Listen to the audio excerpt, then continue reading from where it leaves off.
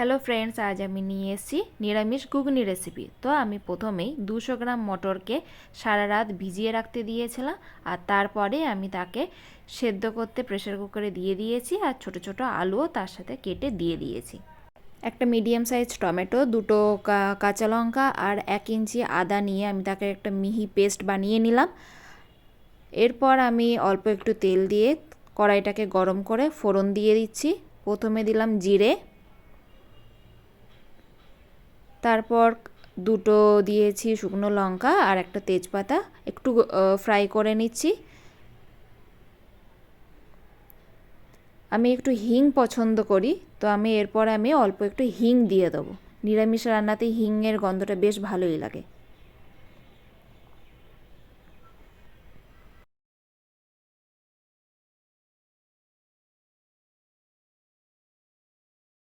এরপর পেস্টটা দিয়ে দিচ্ছি, আর একটু সময় ধরে ভালো করে মশলাটাকে কষিয়ে নেব, যাতে কাঁচা গন্ধটা না থাকে মশলার মধ্যে।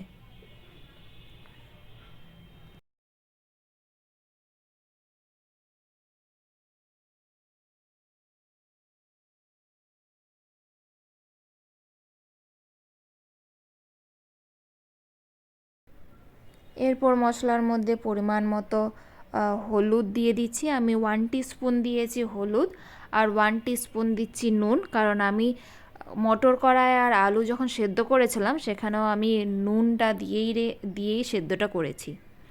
এখন আমি দিচ্ছি অল্প একটু জিরে গুঁড়ো। এরপর সেদ্ধ করা মটর কড়াইয়ের মধ্যে দিলাম, আর একটু সময় নিয়ে ভালো করে মশলার সাথে মিশিয়ে নিচ্ছি। আর আমি পুরো রান্নাটাই করেছি একদম মিডিয়াম আছে, তো যত সিম আছে রান্না করবে তত রান্নার স্বাদ ভালো হবে।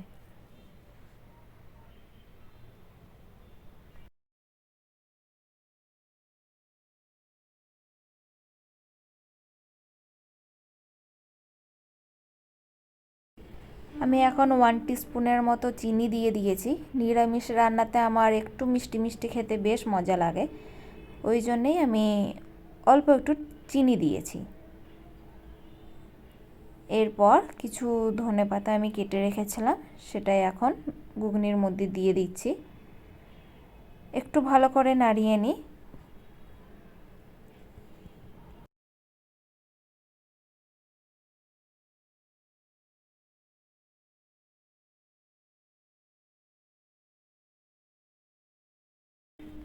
এরপর ঘরে বানানো গরম মশলা আমি এখন দিয়ে দিচ্ছি।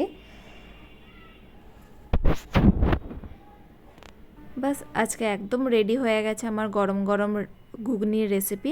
আপনারাও ঘরে বানিয়ে আমাকে কমেন্ট সেকশনে জানান যে আপনাদের কীরকম লেগেছে। Thank you.